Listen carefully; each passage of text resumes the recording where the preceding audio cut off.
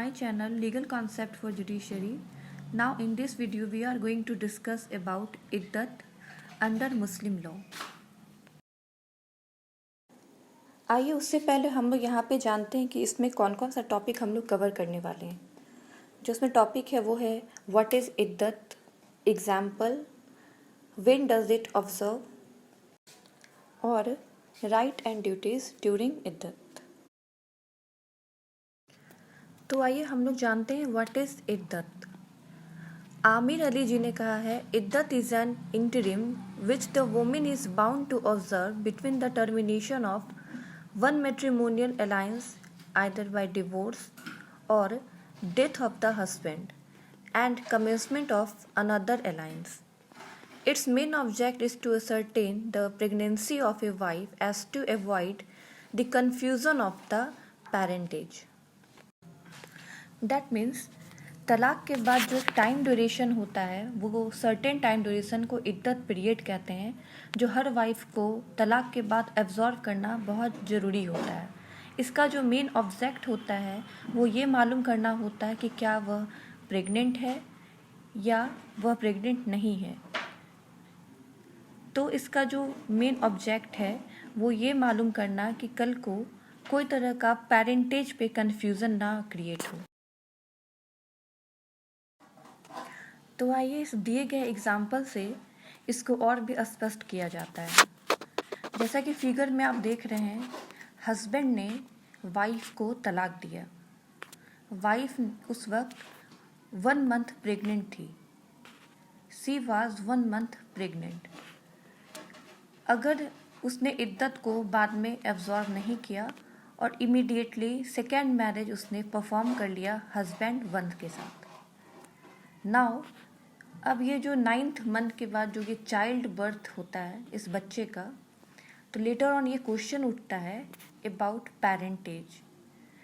Who is father of such child, either husband और husband 1। तो इस कन्फ्यूज़न को दूर करने के लिए इस इद्दत पीरियड को ऑब्जर्व किया जाता है अंडर मुस्लिम लॉ, जो कि बहुत ही इम्पॉर्टेंट है। नाउ हमारा जो नेक्स्ट टॉपिक है वो है व्हेन डज इट ऑब्जर्व, मतलब इद्दत को कब एब्जॉर्व करते हैं। तो 2 प्रकार से इद्दत को एब्जॉर्व किया जाता है, एक डिवोर्स के द्वारा, दूसरा डेथ ऑफ द हस्बैंड के द्वारा। इन दोनों ही सिचुएशन में मैरिज रद्द होता है और इन दोनों ही सिचुएशंस में जो वाइफ होती है उनको इद्दत एब्जॉर्व करना होता है। तो हम लोग पहले डिवोर्स के केस को यहाँ पे डिस्कस करते हैं।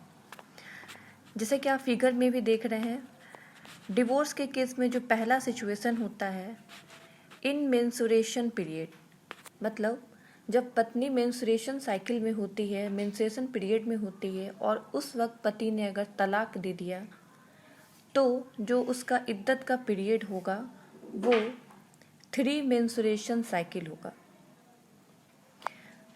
सेकेंड पॉइंट की बात करते हैं, if not in mensuration period, मतलब कि वाइफ अगर मेंसुरेशन पीरियड में नहीं है तो वहाँ पे जो इद्दत पीरियड होगा वो 3 लूनर मंथ होगा।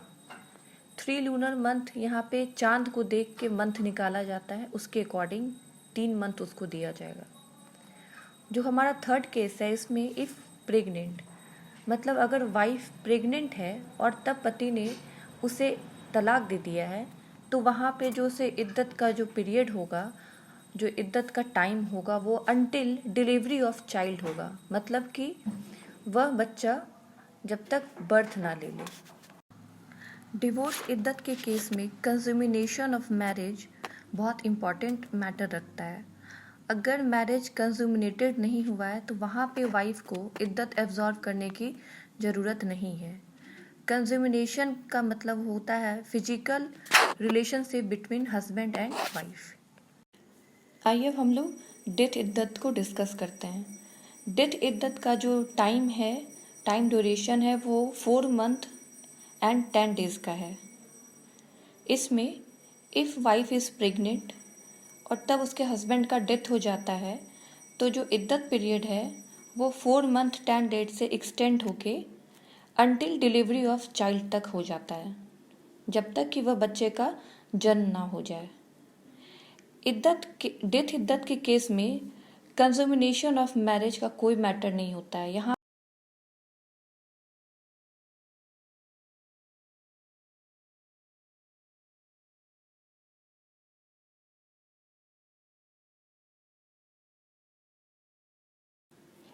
नाउ अब हम लोग डिस्कस करते हैं इफ़ प्रेगनेंसी इज टर्मिनेटेड और मिसकैरेज ड्यूरिंग इद्दत और आफ्टर इद्दत पीरियड, तो क्या सिचुएशन बनता है। यहाँ पे दो तरह का केस बनता है, एक डिवोर्स इद्दत का और एक डेथ इद्दत का। तो पहले हम लोग डिवोर्स इद्दत को यहाँ पे डिस्कस करते हैं। जैसा कि हम लोग अभी पहले पढ़ चुके हैं कि डिवोर्स इद्दत में 3 लूनर मंथ या 3 मेंस्ट्रुएशन साइकिल का पीरियड दिया जाता है अकॉर्डिंग टू सिचुएशन। तो अगर इद्दत के पहले बच्चे का मिसकैरेज हो जाता है, किसी कारण से मिसकैरेज हो जाता है, तो वहाँ पे जो उसका रेस्ट 3 मंथ का टाइम बचा होता है उसको वो कंप्लीट करती है। बट अगर आफ्टर 3 मंथ, मतलब आफ्टर 3 मंथ के बाद अगर मिसकैरेज होता है, तो वहाँ पे किसी भी प्रकार का फर्दर इद्दत पीरियड को एब्जॉर्व करने की ज़रूरत नहीं है इन द डिवोर्स इद्दत। अब हम लोग यहाँ पे डेथ इद्दत की बात करते हैं। डेथ इद्दत के केस में 4 मंथ एंड 10 डेज का इद्दत ड्यूरेशन दिया होता है। इसमें बिफोर टर्मिनेशन या आफ्टर टर्मिनेशन, इन दोनों केस की यहाँ पे बात करते हैं। अगर बिफोर इद्दत अगर बच्चे का मिसकैरेज हो जाता है तो फिर भी वो 4 मंथ और 10 डेज का पीरियड को एब्जॉर्ब करती है। बट अगर ये इद्दत का टाइम एक्सटेंड कर जाता है, डैट मीन्स 4 मंथ और 10 डेज के बाद बच्चे का मिसकैरेज हो जाता है किसी कारण से, तो एक फिर से जिस डेट को मिसकैरेज हुआ है उस डेट से एक फ्रेश डेथ इद्दत पीरियड स्टार्ट हो जाता है। That is 4 month and 10 days का फर्दर पीरियड स्टार्ट हो जाता है। इसका जो मेन रीज़न है वो सिर्फ ये नहीं है to ascertain the parentage of the child, but also जो वाइफ होती है वो अपने हस्बैंड के डेथ पर मॉर्न कर सके, शोक व्यतीत कर सके। हमारा जो नेक्स्ट टॉपिक है वो है राइट्स एंड ड्यूटीज। मतलब इद्दत के समय में हस्बैंड और वाइफ का क्या राइट और ड्यूटीज़ होता है, हम लोग उसको 1 बाय 1 यहाँ पे डिस्कस करते हैं। तो जो हमारा फर्स्ट पॉइंट है वो है husband will maintain his wife during इद्दत। मतलब जो हस्बैंड है वो अपनी पत्नी का भरण पोषण इद्दत के समय में करेगा। नाउ जो हमारा सेकेंड पॉइंट है वो है husband can not marry with 5th one during इद्दत। जैसा कि हम लोग जानते हैं कि मुस्लिम लॉ में 5 मैरिज करना वैलिड है इन द सेम टाइम। तो जहाँ पे 5th वाइफ को आइदर ऑफ 5th वाइफ को किसी को उसने तलाक दिया है, तो यहाँ पे वो 5th marriage after the completion of इद्दत पीरियड ही कर सकता है।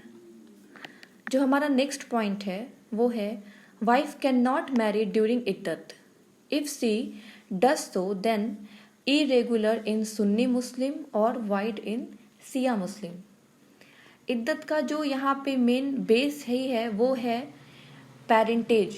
लेकिन अगर कोई वाइफ इद्दत के पीरियड में किसी से भी विवाह कर लेती है, निकाह कर लेती है, तो सुन्नी के केस में वो इरेगुलर होगा और सिया के केस में वो वाइड हो जाएगा।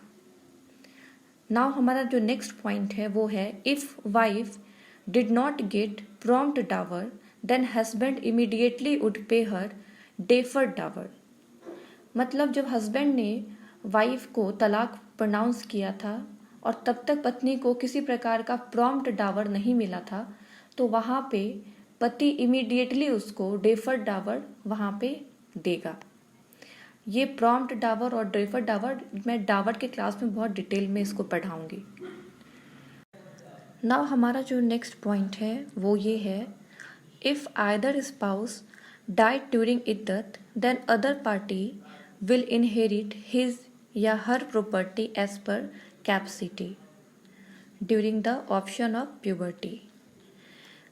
ये जो बात कर रहा है वो ऑप्शन ऑफ प्यूबर्टी की बात कर रहा है, वैसे सिचुएशन में आइदर हस्बैंड और वाइफ किसी का भी प्रॉपर्टी इनहेरिट कर सकते हैं जिसका डेथ हो जाता है।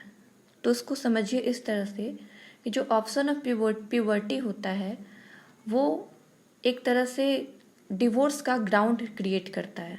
जब हस्बैंड और wife at the age of 15 years के हो जाते हैं तो वो इंडिपेंडेंट होते हैं अपना डिसीजन लेने के लिए। उस वक्त या पत्नी या पति कोई भी डिवोर्स ले सकता है due to option of puberty. ऐसे केस में यहाँ पे कोर्ट का सहारा लिया जाता है और कोर्ट में डिसाइड होता है कि तलाक होगा या नहीं होगा। तो इसमें अगर during pendency of case in the court अगर किसी का भी यहाँ पे डेथ हो जाता है, चाहे वो पत्नी का डेथ हो जाए या पति का डेथ हो जाए, तो किसी का भी डेथ होने के बाद अगर दूसरे पार्टी का जो कि जीवित है उसका अगर कोई हक बनता है अपने डिसीज्ड स्पाउस के प्रॉपर्टी में तो वो उसको इनहेरिट कर सकता है। यहाँ पे कॉन्सेप्ट ये है कि वो अब तक शादी जो है वो रद्द नहीं हुआ था और वो उसका लीगली हस्बैंड और वाइफ है, इसलिए वो इस चीज़ को इनहेरिट कर सकता है। नाउ हमारा जो नेक्स्ट पॉइंट है वो है if divorce pronounce on death bed illness and husband died before completion of iddat, then wife can inherit his property even if marriage become irrevocable. That is, पति ने डेथ बेड इलनेस पे पत्नी को तलाक pronounce कर दिया। तो सबसे पहले हम लोग यहाँ पे जो डेथ बेड इलनेस है इसको इन शॉर्ट में समझते हैं। इस पे मैं एक अलग टॉपिक बनाऊंगी। तो ये जो डेथ बेड इलनेस है इसे मर्ज उल मौत भी कहते हैं। ऐसे कंडीशन में जो हस्बैंड होता है या कोई भी व्यक्ति होता है वह बिस्तर पे पड़ा होता है और अपने मरने के दिन गिनता रहता है। किसी कारणवश या तो वो उसे कोई बीमारी हो जाती है या अपने फीबल एज के कारण जब वो बेड पे आ जाता है तो उसको डेथ बेड इलनेस कहते हैं। इसी बीच अगर पति का डेथ हो जाता है तो वहाँ पे जो पत्नी है उसका फुल राइट बनता है उसके प्रॉपर्टी में इनहेरिट करने का एज पर हर कैपेसिटी, ये जानते हुए भी कि यह जो शादी है ये इरिवोकेबल हो गया है। तो आई होप कि ये वीडियो आपको पसंद आया होगा। अगर किसी तरह का आपको कन्फ्यूज़न है तो आप कमेंट में मुझसे पूछ सकते हैं। और ये मेरा वीडियो आपको पसंद आया तो please do like share and subscribe my channel.